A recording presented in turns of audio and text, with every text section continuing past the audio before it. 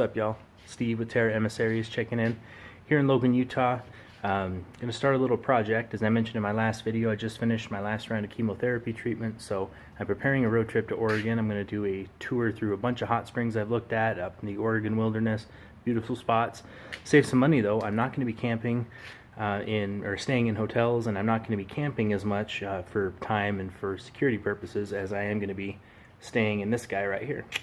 So that's my 03 Jeep Liberty Sport. It's got the 3.7 liter V6 with a tow package on it.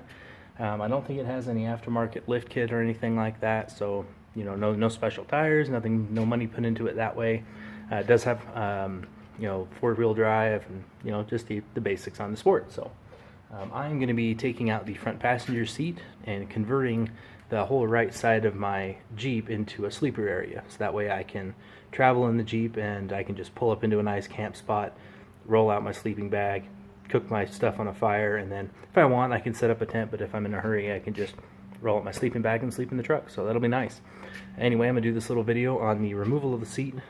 It's a pretty straightforward process, just 4 bolts under the seat, and then I got to take off the seat belt attachment on the side of it. So show you what that looks like, and then once I start my construction of the box I need to put in there to make a nice flat sleeping area, I'll do a video on that. So here we go. Alright guys, so here we are inside the Jeep. As you can see, I haven't done anything to it yet. Sorry about the garbage in my coat in the back, but these two seats lay almost flat. They don't actually lay down flat. I think it's a design flaw with this Jeep series. I don't know if the back seats in other Jeeps actually do lay flat, or if they angle up a little bit like these two do. So right here, I'm going to take this front passenger seat out, and I'm going to build a box that makes it level with the top of this back seat as it lays down. So I'll show you what that looks like. I'm going to slide this guy up underneath here, see if I can show you. So there are, and this is my front camera, so I don't see what you're seeing, but there's 4 bolts. There's this bolt, and then 2 very much like it in the back. So that's the only thing securing the seat to the car. And then I actually have to remove the seatbelt attachment that connects the seatbelt to the side of the seat here. So that's the only 5 connections I need to undo. Other than that, it's all about measurements and construction. Alright guys, so you can see here I've pulled it up in reverse, so I've got easy access to the passenger door here. And this is a size 15. Let's see if I can cover that up. Yeah, size 15 crescent wrench. Now I don't have a torque wrench, so it's going to be awful hard for me to pull these out of here. From what I've read online, these bolts do have certain torque specifications to them. So I'm going to, my large ratchet is actually broken, trying to get lug nuts off my vehicle, and it busted the ratchet. So I'm going to use this size 15 crescent and see if I can loosen these bolts here, and we'll go from there. Oh yeah, that's not too bad. So clearly someone has taken these out before, because this had none of the 30 foot-pounds or 20 foot-pounds of torque on there I was expecting. So those loosened up pretty easy. Let's see if this one loosens up pretty easy. Not much room to work with here on this side without the ratchet. Yep, that loosened up pretty easy. So I'm going to go through, take these off, and then as you can see, if I slide this seat up, which I should do first, I just got a cover here on the side. See if I can pry that off. So I'm going to get a flat head. Pry this cover off, and down in there is a connection for the seatbelt. Take the bolt out, and that should slide right off. Alright, so here is the side cover. My Jeep, yeah, so that looks like probably the same size, probably size 15. Ratchet should do that, and that'll take off the seatbelt. Yep, so as predicted, that's a size 15mm ratchet, and that comes off pretty much without much work. I didn't have to try real hard at it. So we'll disconnect that now, and then we'll go from there.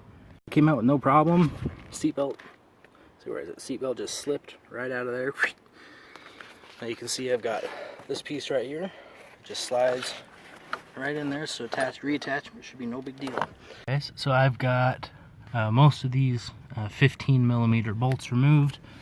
The thing to note is both my passenger and my driver's side seem to have a different type of bolt. Looks like that's a lock bolt with a washer on the reverse side. So this is actually an 18mm bolt. So I've got my 18mm head on here. Need a pretty deep socket to get to it. but that seems to work just fine, so I'll pull that off now. Alright guys, so I have successfully removed that seat. Piece of cake. Just as easy as 1, 2, 3, 4. And these 3 bolts are 15mm heads. I'm not sure what the overall length of these suckers are, but that's what they look like. Several articles online indicate that they should have a certain torque amount when you put them back in with your seat. I don't know what that is. I don't have a torque wrench, so when I put my seat back in, I'll just tighten them down to hand strength. This again was an 18mm reverse locking bolt. So again, I'll be building something shortly to go in here. Yeah, I'm going to build a wood platform about yay high. In fact, here, let me show you. These just pull right down.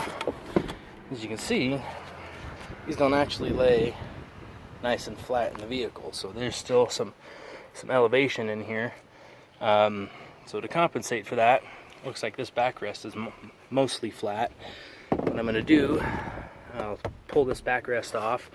I'm going to build a box on using these bolts to secure it in that goes all the way back to the back of this seat where it sits now. So it'll come up flush with the top of this. So I have a nice flat platform here. It's about the same height as my center console, it looks like. And then back here I'll have a piece of plywood that comes back, and it'll need to be elevated probably. I'll need a level to make sure, but it'll be probably, that looks to be about 8 inches, 6 to 8 inches, you know, some 2x4s or a 4x4 back here.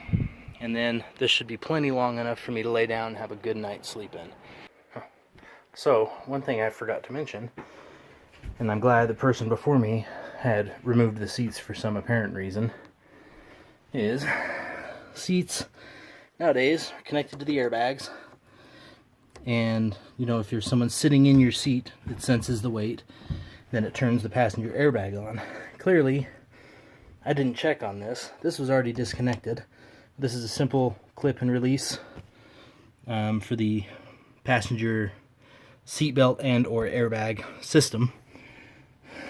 And yeah, this thing wasn't attached at all.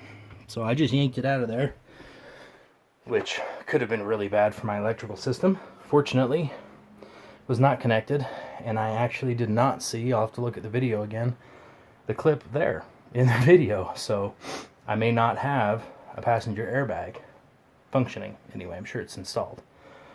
Good to know. Probably bad for inspection. And I'm sure my seatbelt thing doesn't work for my passenger thing as well. It's disconnected. So there you go. Just thought I'd mention that. I'm all done. Got this stored away for now. That's all I know. I'll check in with you guys later. Steve, Terra Emissarius. Peace out.